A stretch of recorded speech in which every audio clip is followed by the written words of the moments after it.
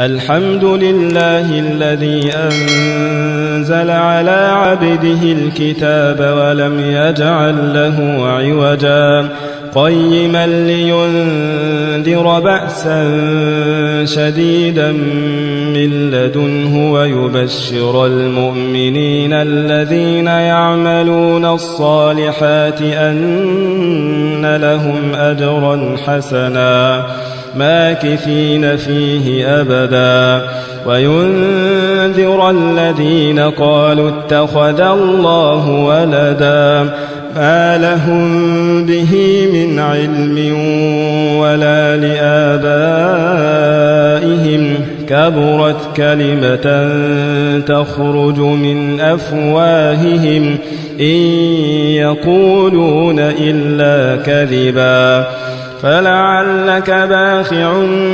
نفسك على آثارهم إن لم يؤمنوا بهذا الحديث أسفا إنا جعلنا ما على الأرض زينة لها لنبلوهم أيهم أحسن عملا وإنا لجاعلون ما عليها صعيدا جرزا أم حسبت أن أصحاب الكهف والرقيم كانوا من آياتنا عجبا إذ أوى الفتية إلى الكهف فقالوا ربنا آتنا من لدنك رحمة وهيئ لنا من أمرنا رشدا فضربنا على آذانهم في الكهف سنين عددا ثم بعثناهم لنعلم أي الحزبين أحصى لما لبثوا أمدا نحن نقص عليك نبأهم بالحق إنهم فتية آمنوا بربهم وزدناهم هدى وربطنا على قلوبهم إذ قاموا فقالوا ربنا رب السماوات والأرض لن ندعو من دونه إلها لقد قلنا إذا شططا هؤلاء قومنا اتخذوا من دونه آلهة لولا يأتون عليهم بسلطان بين فمن أظلم ممن افترى على الله كذبا وإذ اعتزلتموهم وما يعبدون إلا الله فأووا إلى الكهف ينشر لكم ربكم من رحمته ويهيئ لكم من أمركم مرفقا وترى الشمس إذا طلعت تزاور عن كهفهم ذات اليمين وإذا غربت تقرضهم ذات الشمال وهم في فجوة منه ذلك من آيات الله من يهد الله فهو المهتد ومن يضلل فلن تجد له وليا مرشدا وتحسبهم أيقاظا وهم رقود ونقلبهم ذات اليمين وذات الشمال وكلبهم باسط ذراعيه بالوصيد لو اطلعت عليهم لوليت منهم فرارا ولملئت منهم رعبا وكذلك بعثناهم ليتساءلوا بينهم قال قائل منهم كم لبثتم قالوا لبثنا يوما أو بعض يوم قالوا ربكم أعلم بما لبثتم فابعثوا أحدكم بورقكم هذه إلى المدينة فلينظر أيها أزكى طعاما فليأتكم برزق منه وليتلطف ولا يشعرن بكم أحدا إنهم إن يظهروا عليكم يرجموكم أو يعيدوكم في ملتهم ولن تفلحوا إذا أبدا وكذلك أعثرنا عليهم ليعلموا أن وعد الله حق وأن الساعة لا ريب فيها إذ يتنازعون بينهم أمرهم فقالوا بنوا عليهم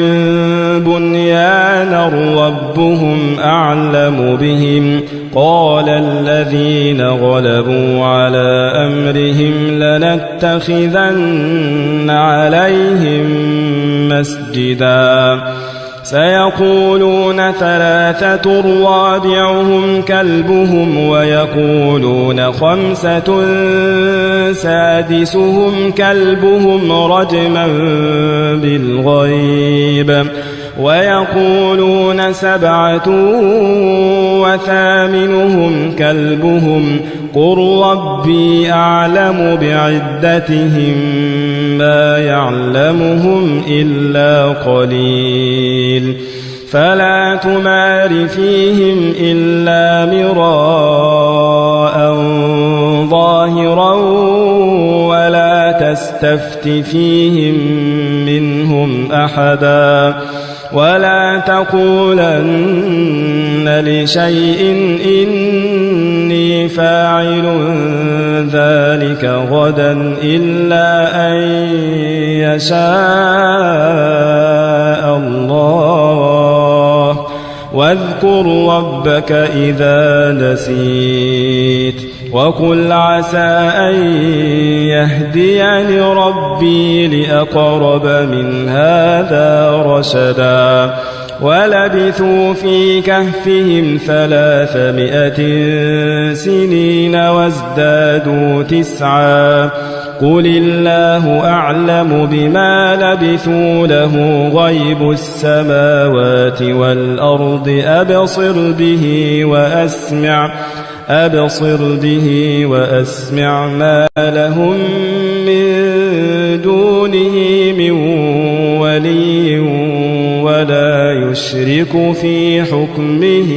أحدا واتل ما أوحي إليك من كتاب ربك لا مبدل لكلماته ولن تجد من دونه ملتحدا واصبر نفسك مع الذين يدعون ربهم بالغداة والعشي يريدون وجهه ولا تعد عيناك عنهم تريد زينة الحياة الدنيا ولا تطع من أغفلنا قلبه عن ذكرنا واتبع هواه وكان أمره فرطا وقل الحق من ربكم فمن شاء فليؤمن ومن شاء فليكفر إنا أعتدنا للظالمين نارا أحاط بهم سرادقها وإن يستغيثوا يغاثوا بماء كالمهل يشوي الوجوه بئس الشراب وساءت مرتفقا إن الذين آمنوا وعملوا الصالحات إنا لا نضيع أجر من أحسن عملا أولئك لهم جنات عدن تجري من تحتهم الأنهار يحلون فيها من أساور من ذهب ويلبسون ثيابا خضرا من سندس واستبرق متكئين فيها على الأرائك نعم الثواب وحسنت مرتفقا واضرب لهم مثل الرجلين جعلنا لأحدهما جنتين من أعناب وحففناهما بنخل وجعلنا بينهما زرعا كلتا الجنتين آتت أكلها ولم تظلم منه شيئا وفجرنا خلالهما نهرا وكان له ثمر فقال لصاحبه وهو يحاوره أنا أكثر منك مالا وأعز نفرا ودخل جنته وهو ظالم لنفسه قال ما أظن أن تبيد هذه أبدا وما أظن الساعة قائمة ولئن رددت إلى ربي لأجدن خيرا منها منقلبا قال له صاحبه وهو يحاوره أكفرت بالذي خلقك من تراب ثم من نطفة ثم سواك رجلا لكن هو الله ربي ولا أشرك بربي أحدا ولولا إذ دخلت جنتك قلت ما شاء الله لا قوة إلا بالله إن ترني أنا أقل منك مالا وولدا فعسى ربي أن يؤتيني خيرا من جنتك ويرسل عليها حسبانا من السماء فتصبح صعيدا زلقا أو يصبح ماؤها غورا فلن تستطيع له طلبا وأحيط بثمره فأصبح يقلب كفيه على ما أنفق فيها وهي خاوية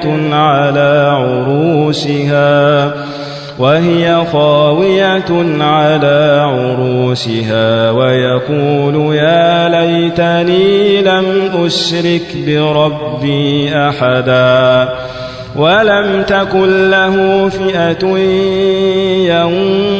ينصرونه من دون الله وما كان منتصرا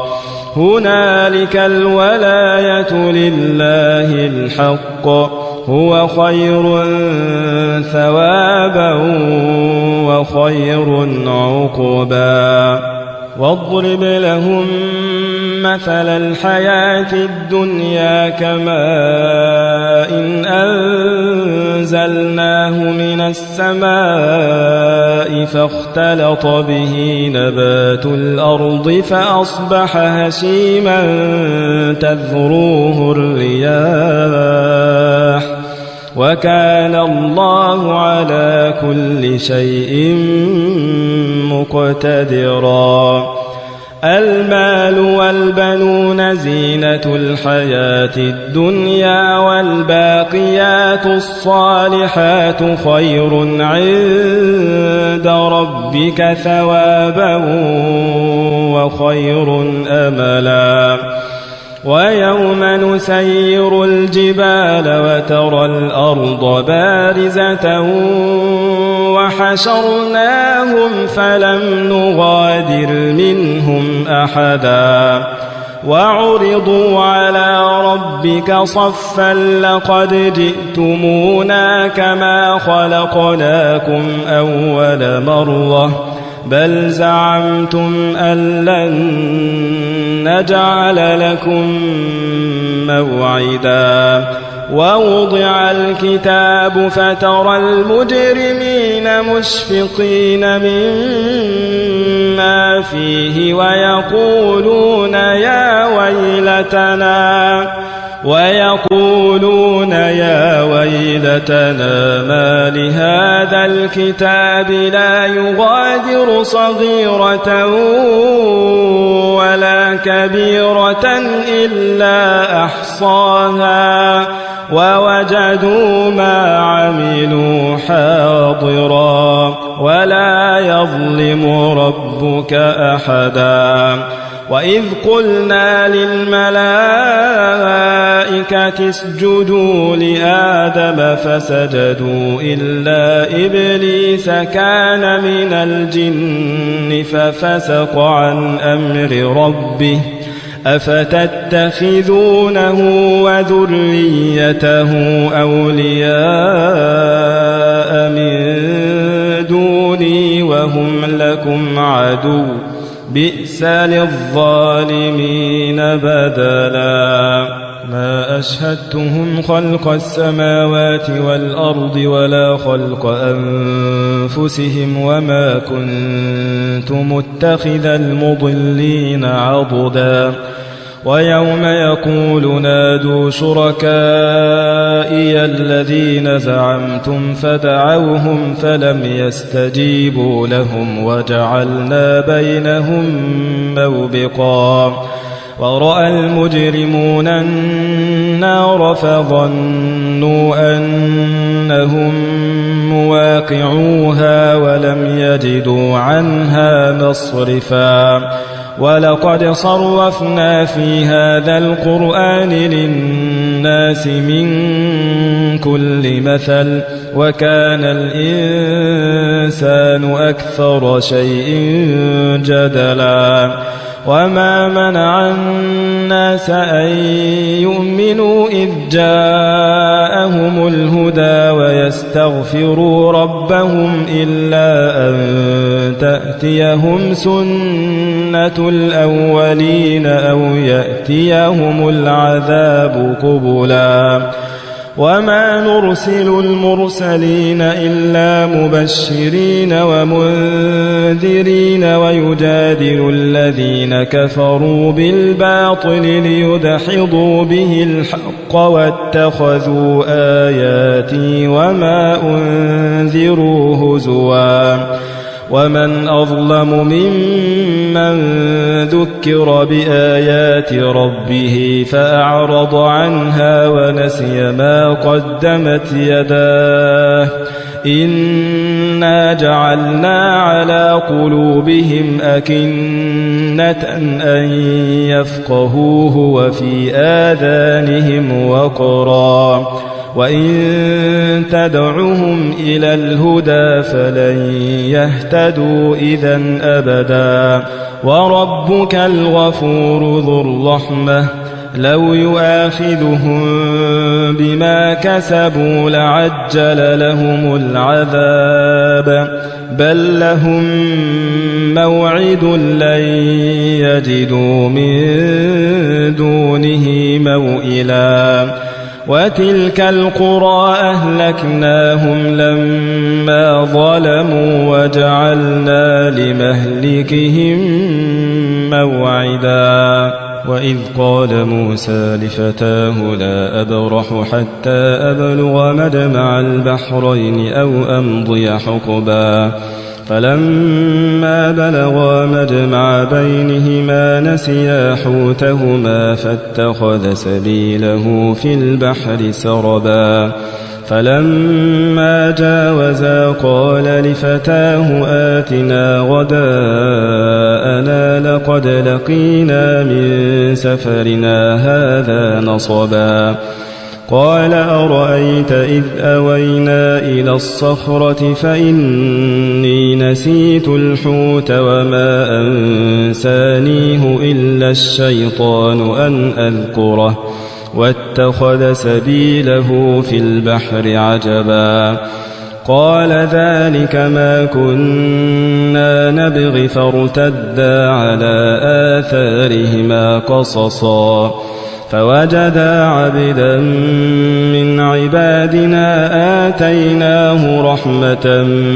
من عندنا وعلمناه من لدنا علما قال له موسى هل أتبعك على أن تعلمني مما علمت رشدا قال إنك لن تستطيع معي صبرا وكيف تصبر على ما لم تحط به خبرا قال ستجدني إن شاء الله صابرا ولا أعصي لك أمرا قال فإن اتبعتني فلا تسألني عن شيء حتى أحدث لك منه ذكرا فانطلقا حتى إذا ركبا في السفينة خرقها قال أخرقتها لتغرق أهلها لقد جئت شيئا إمرا قال ألم أقل إنك لن تستطيع معي صبرا قال لا تؤاخذني بما نسيت ولا ترهقني من أمري عسرا فانطلقا حتى إذا لقيا غلاما فقتله قال أقتلت نفسا زكية بغير نفس لقد جئت شيئا نكرا قال ألم أقل لك إنك لن تستطيع معي صبرا قال إن سألتك عن شيء بعدها فلا تصاحبني قد بلغت من لدني عذرا فانطلقا حتى إذا أتيا أهل قرية استطعما أهلها فأبوا أن يضيفوهما فوجدا فيها جدارا يريد أن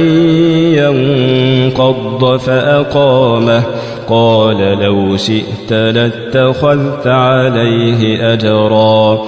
قال هذا فراق بيني وبينك سأنبئك بتأويل ما لم تستطع عليه صبرا أما السفينة فكانت لمساكين يعملون في البحر فأردت أن أعيبها وكان وراءهم ملك يأخذ كل سفينة غصبا وأما الغلام فكان أبواه مؤمنين فخشينا أن يرهقهما طغيانا وكفرا فأردنا أن يبدلهما ربهما خيرا منه زكاة وأقرب رحما وأما الجدار فكان لغلامين يتيمين في المدينة وكان تحته كنز لهما وكان أبوهما صالحا وكان أبوهما صالحا فأراد ربك أن يبلغا أشدهما ويستخرجا كنزهما رحمة من ربك وما فعلته عن أمري ذلك تأويل ما لم تسطع عليه صبرا ويسألونك عن ذي القرنين قل سأتلو عليكم منه ذكرا إنا مكنا له في الأرض وآتيناه من كل شيء سببا فأتبع سببا حتى إذا بلغ مغرب الشمس وجدها تغرب في عين حمئة ووجد عندها قوما قلنا يا ذا القرنين إما أن تعذب وإما أن تتخذ فيهم حسنا قال أما من ظلم فسوف نعذبه ثم يرد إلى ربه فيعذبه عذابا نكرا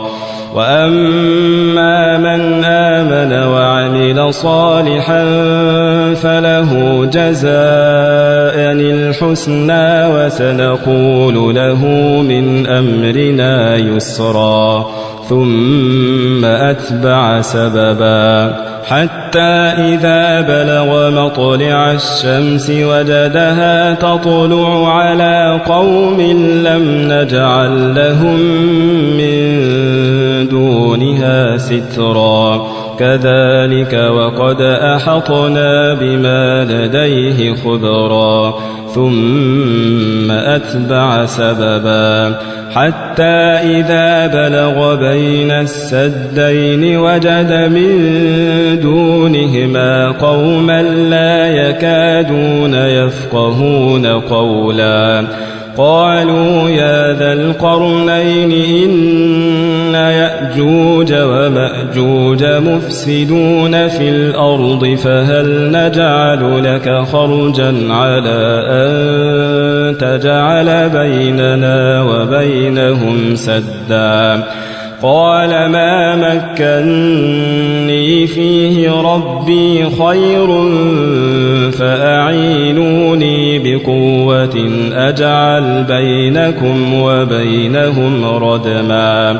آتوني زبر الحديد حتى إذا ساوى بين الصدفين قال انفخوا حتى إذا جعله نارا قال آتوني أفرغ عليه قطرا فما استطاعوا أن يظهروه وما استطاعوا له نقبا قال هذا رحمة من ربي فإذا جاء وعد ربي جعله دكاء وكان وعد ربي حقا وتركنا بعضهم يومئذ يموج في بعض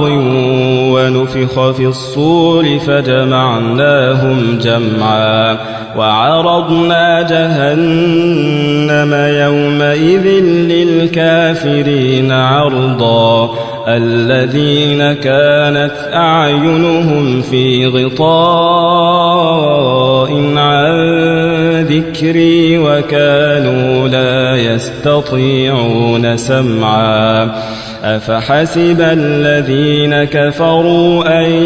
يتخذوا عبادي من دوني أولياء إنا أعتدنا جهنم للكافرين نزلا قل هل ننبئكم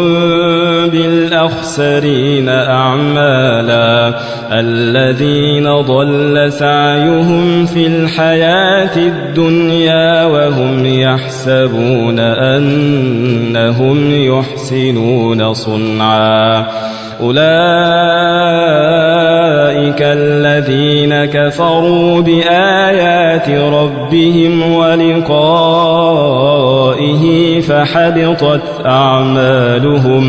فحبطت أعمالهم فلا نقيم لهم يوم القيامة وزنا ذلك جزاؤهم جهنم بما كفروا واتخذوا آياتي ورسلي هزوا إن الذين آمنوا وعملوا الصالحات كانت لهم جنات الفردوس نزلا خالدين فيها لا يبغون عنها حولا قل لو كان البحر مدادا لكلمات ربي لنفد البحر قبل أن تنفد كلمات ربي ولو جئنا بمثله مددا قل إنما أنا بشر مثلكم يوحى إلي أنما إلهكم إله واحد فمن كان يرجو لقاء ربه فليعمل عملا صالحا ولا يشرك بعبادة ربه أحدا.